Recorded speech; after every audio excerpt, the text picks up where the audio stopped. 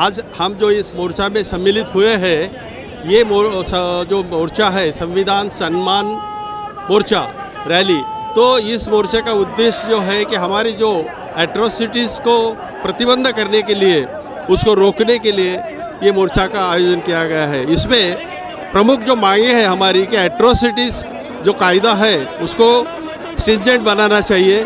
दूसरा का हमारी डिमांड है कि जो एट्रोसिटीज़ रद्द करने के लिए जो कर रहे हैं उसको हमारा विरोध है। तीसरी बात है अल्पसंख्यक के ऊपर जो अत्याचार होते हैं, जो दलित है लेकिन अभी अल्पसंख्यक में आते हैं, उनको भी संरक्षण इस कायदे के अंदर मिलना चाहिए। महत्वपूर्ण बात जो डिमांड है हमारी वो जो ये है कि हमारे ऊपर जो ये एट्रोसिटी हो रही है उसको अगर हमको बंद करना है तो डॉक्टर अंबेडकर ने जो पुणे करार के अंतर्गत जो एक डिमांड रखी थी, स्वतंत्र settlement, separate settlement for SC/STs, वो उसके ऊपर एक कड़क उपाय है। उसको हम डिमांड करते हैं, मांग करते हैं कि separate settlement, separate fulfilled township for SC/STs should be there.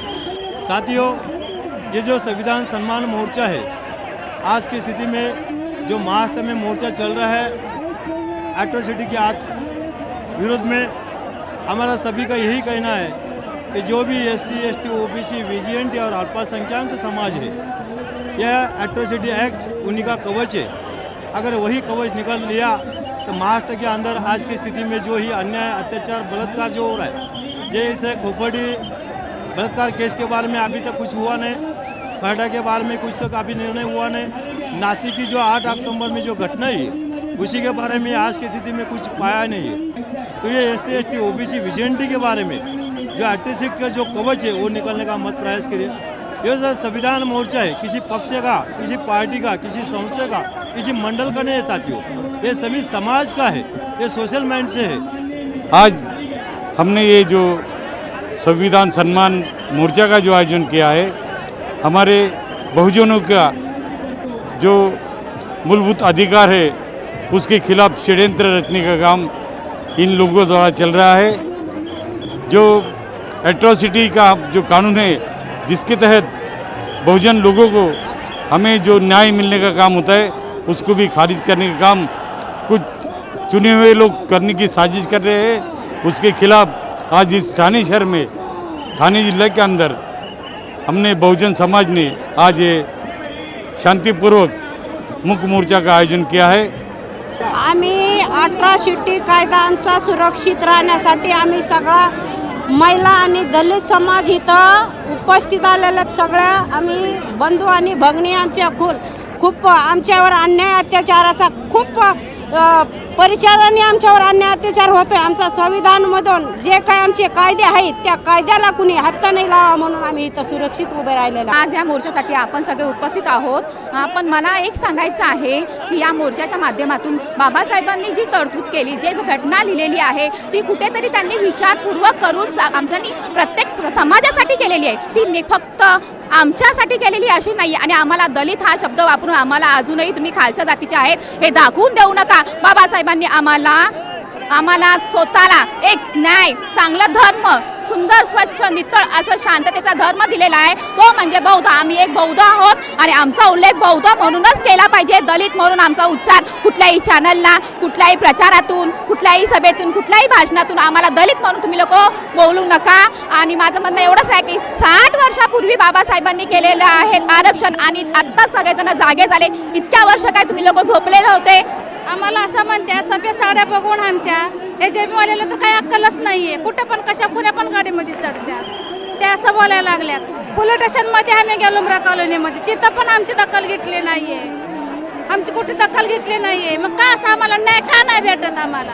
मग आम्ही का कचराच वाटतो काय त्यांना? पोलीस स्टेशनमध्ये बी गेल्यावर पूर्ण आपल्याच बाईवरती घटना घडली दिव्या भागामध्ये, तिथे पण बी असंच केले आम्हाला, पोलीस स्टेशनमधून हकलले आम्हाला। मला एवढंच विचारायचं आहे सगळ्या लोकांना की प्रत्येक वेळेस ते हेच बोलत असतात 45% आणि 90%, 95%, पण आज तुम्ही नेटवर सर्च करा, आमची मुलं कुठे पाठीमागे राहिलेले आहेत का? जरा विचार करा, 45 आणि 95% राहिलेलेच नाही आहेत। आम्ही त्यांच्या बरोबरीने मास्क कमवत आहोत, तरी तुम्ही तरी सुद्धा आम्हाला तुम्ही हिरवण्यासाठी तुम्ही 45% म्हणून ओरडता. जरा विचार करा, बुद्धीचा वापर करा आणि जरा अभ्यास करा. जरा नेटवर सर्च करा रिझल्ट. प्रत्येक रिझल्ट आता नेटवर येतोय तर तुम्ही सर्च करा आणि कळेल तुम्हाला किती 45% आणि 90 किती डिफरन्स राहिलेला आहे. आता त्याचा जरा विचार करा. त्यांचा टॉपर चेक करा आणि आमचा पण कट ऑफचा मेंबर जो आहे ते चेक करा. ते म्हणतात की आमच्या 99% मार्क्स मिळालेत आणि म्हणजे आम्हाला नोकरी मिळत नाही आणि ह्यांच्या 40% मिळते. कुठे राहिला हा डिफरन्स? किती खोटं बोलण्याच्या आधी तुम्ही चेक तरी करा. फक्त इतके वर्षाचे ओरडताय ठेवणार आहे का तुम्ही? ही माणसं ही काय बुद्धिमत्ता काय फक्त जातीला दिलेली नाहीये, कोणत्याही जातीला बुद्धिमत्ता अभ्यास केला आणि सवलत मिळाली तर कोणतीही व्यक्ती पुढे जाऊ शकते, कोणतीही. आणि तेच आमच्या बाबासाहेब आंबेडकरांनी सिद्ध करून दाखवलेले.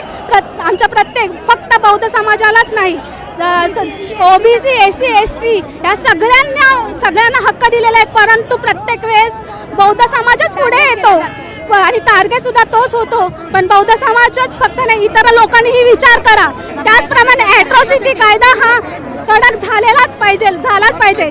कारण की आपल्याला वाटतं मुंबईमध्ये आपण राहतो म्हणून आपण सुरक्षित आहे असं आपल्याला वाटतं, किंवा आपल्या भाऊ बहीण सगळ्यांना वाटतं की नाही आता बऱ्याच जणांना असं वाटतं. पण अरे तुम्ही गावी जाऊन बघा किती अत्याचार चाललेला आहे. ते जरा विचार करा तुम्ही. ॲट्रॉसिटी कायद्याला धक्का न लावता उलट कडक केला पाहिजे. आमच्या महिलावर पण किती अत्याचार होतात, त्याच्याकडे कोणाचं लक्ष आहे का? त्याच्यासाठी आज हा मोर्चा नियोजित केलेला आहे. आणि आरक्षणाचा त्यांच्याविषयी आमचं काही म्हणणं नाही. आमच्या याला धक्का न लावता आरक्षणाला. आणि दुसरी गोष्ट ॲट्रॉसिटी कायदा उलट कडक केला पाहिजे. त्याची अंमलबजावणी व्यवस्थित होत नाही. कुठलीही लाज न बाळगता जी कामं करतात ती कामं इतर लोकांनी, इतर समाजाने केली पाहिजेत, तर हा ॲट्रॉसिटी कायदा त्यांना लागू होईल असं आम्ही समजू. कायदे काढले ते 5% तुम्ही मुसलमानांना पण द्या आणि आमच्यावर बिनफुकटचे जे हे करतात आमच्या मुलांवर न अत्याचार करताना पण तुम्ही घराघरात घुसून त्यांना मारता. कशाबद्दल? जे कोपरेला झाले त्यांच्यावर पण फाशीची शिक्षा झालीच पाहिजे.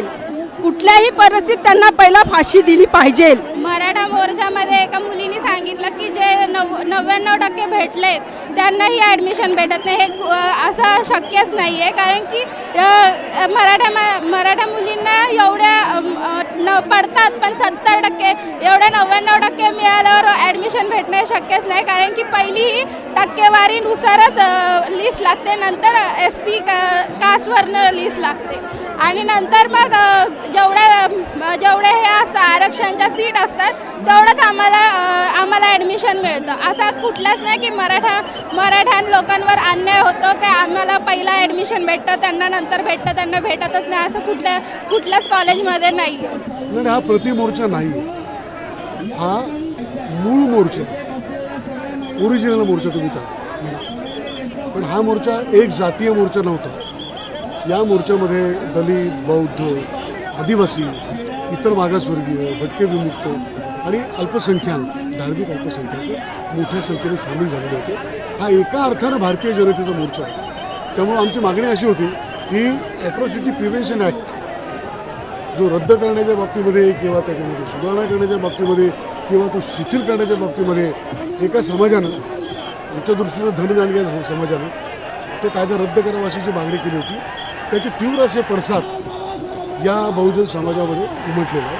आणि त्यांनी सांगितलेलं आहे की हा कायदा ॲट्रॉसिटी प्रिव्हेन्शन ॲक्ट हा संविधानाचाच भाग आहे. त्या कायद्याला विरोध करणं म्हणजे संविधानातला विरोध करणं, संविधानाचा अपमान करणं. मग जे लोक एक जातीय मोर्चेकडून संविधानाचा अपमान करत आहेत, म्हणून संविधानाचा सन्मान करण्याच्यासाठी बहुजनांनी एकत्रित यायला पाहिजे म्हणून हा मोर्चा काढला. आम्ही ॲट्रॉसिटी ॲक्टची अंमलबजावणी अधिक कडक करावी असं म्हणतो आम्ही. कारण जे काय मोर्चे निघाले त्या मोर्चांचं मुळात ध्येय काय होतं हे नाशिकमध्ये आत्ता दलित आणि बौद्धांच्या वरती जे अतिशय भीषण हल्ले झालेले आहेत ती त्याचीच परिणिती आहे. हा सगळा फुले शाहू आंबेडकरांचा, आगरकरांचा महाराष्ट्र हा पुरोगामी महाराष्ट्र. मराठा समाजामध्ये सुद्धा अत्यंत फार मोठी पुरोगामी नेते आहेत. असं असताना हा महाराष्ट्र आपण पुन्हा मध्ययुगामध्ये घेऊन जायचा आणि एक जातीय संघर्ष उभा करायचा, जाती यादवी उभी करायची, हे मला असं वाटतं की फार मोठं वाईट काम आहे आणि हे थांबलं पाहिजे. सगळ्या पुरोगामी, प्रागतिक, डाव्या, समाजवादी, फुले आंबेडकरी जनतेने एकत्र येण्याची गरज आहे.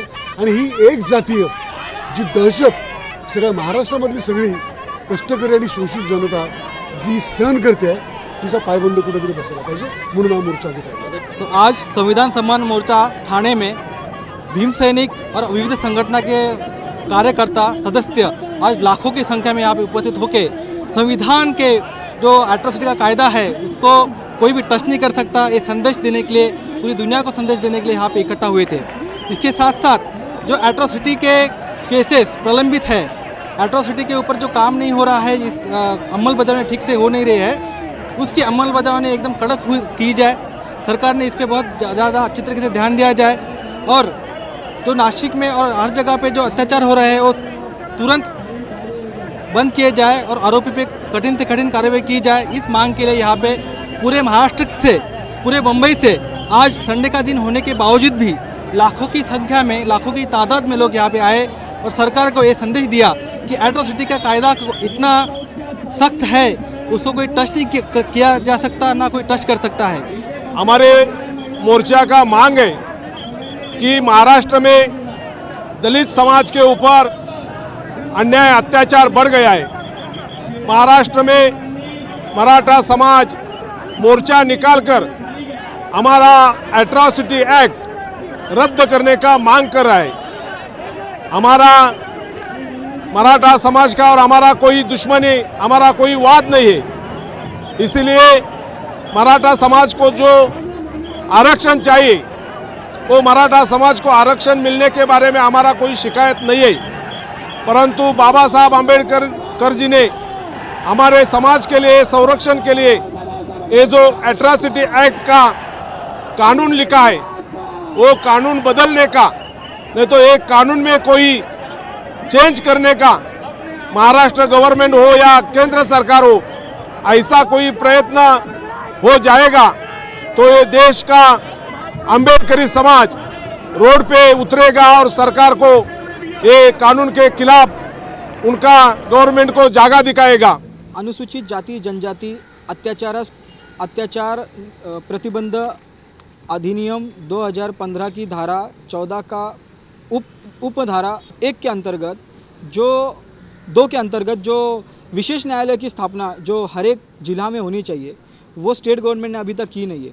हमारा जो इनका परिवार के तरफ से जो डिमांड था स्टेट गवर्नमेंट की तरफ में कि उस प्रोविज़न में ऐसी तरतूद है कि हर एक जिला के अंदर विशेष न्यायालय स्थापन इस तरह से किया जाए कि हर एक एट्रोसिटी केस का निपटारा जो है 2 महीने के अंदर होना चाहिए। लेकिन स्टेट गवर्नमेंट ने क्या किया, धारा 1989 का जो एक्ट है उसके हिसाब से इन लोगों ने जो पहले से जो विशेष न्यायालय जो थे उन्हीं को अभी स्पेशल न्यायालय करके इन लोगों ने घोषित करके समाज की पूरी दिशा भूल करके उनके साथ चीटिंग की, ऐसा मेरा मानना है। इंटरिम रिलीफ के अंतर्गत बाबा साहब अम्बेडकर जी के 125वीं जयंती के उपलक्ष्य में इन लोगों ने जो एट्रोसिटी रूल 1995 में जो अमेंडमेंट की है, जो 2016 में है, उसमें अर्थ सहाय्य के अंतर्गत जो विक्टिम्स लोग हैं उनको बढ़ोतरी हुई है। लेकिन उस बढ़ोतरी का जो नियम के हिसाब से इनको इंटरिम रिलीफ न देते हुए इन्होंने जो पुराना कानून था वो हिसाब से इनको इंटरिम रिलीफ लेकर के इनके घर पर जो मंत्री महोदय आए थे इन्होंने वो चेक नकारा। इनका कहना था कि हमको नए रूल के हिसाब से आप लोग इंटरिम रिलीफ दे दो, लेकिन ये चीज़ मीडिया ने कभी उजागर नहीं की कि इन्होंने क्यों इंटरिम रिलीफ नकारी है।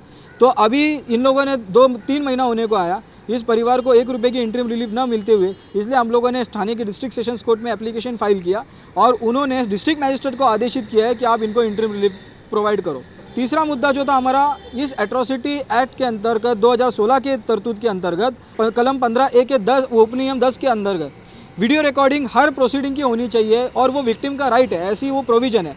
लेकिन इन लोगों ने क्या किया, हमने जब स्पेशल कोर्ट के अंदर एप्लीकेशन मूव किया उसमें बताया अगर आपके पास कैमरा रिकॉर्डेड का नहीं है तो हम लोग कैमरा प्रोवाइड करते हैं, आप हमको परमिशन दे दीजिए। ये हमारी जो प्रमुख मांगे थी। और तीसरा चौथा जो मुद्दा था कि एट्रोसिटी एक्ट की 2015 की धारा 15 के तहत ऐसी तरतूद है कि विशेष सरकारी अभियोक्ता इस केस में सरकार की तरफ से उनके चॉइस के हिसाब से डालना चाहिए, वो रूल के अंदर भी प्रोविजन है। मला एवढंच एक निवेदन करायचं माझ्या बांधवांना, माझ्या समाजाला, की आतापर्यंत जे स्वप्नीलची जे 19 जुलैला जी हत्याकांड झाली नेरूळमध्ये, त्यांचे मी आईवडील आहे, तर आत्तापर्यंत कोर्टाने आम्हाला आत्तापर्यंत जिथं जाईल, मी जिथं हा माझा वकील आमिर कटानवर मी जिथं घेऊन जाईल तिथे मला जज म्हणतात की हा वकील नको, हा पिल्लू आहे, मी पोलिसांकडे गेलो तर पोलीस म्हणतात हा वकील नको आहे. मी शासनाकडे गेलो, माननीय मुख्यमंत्री साहेबांना पण मी भेटलो वर्षा बंगल्यावरती, त्या मंत्रालयात पण मी भेटलो. जेवढे अधिकारी भेटले ते आतापर्यंत म्हणतात की अमित काटानवर हा वकील नको आहे. साहेब काय केलं, मला हा वकील हवा आहे, मला यांच्याकडून मला स्वप्नीला न्याय मिळेल. तर मला एक निवेदन आहे जनतेकडून की मला प्लीज तुम्ही मला न्याय द्या, सपोर्ट करा, मी विनंती करतो तुमच्याकडून.